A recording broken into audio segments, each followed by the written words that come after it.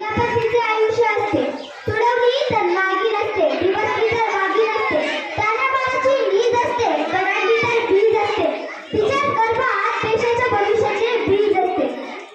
आज राजकाळ जागतिक महिला दिन, त्यानिमित्त आपल्या सर्वांना जागतिक महिला दिनाच्या हार्दिक शुभेच्छा.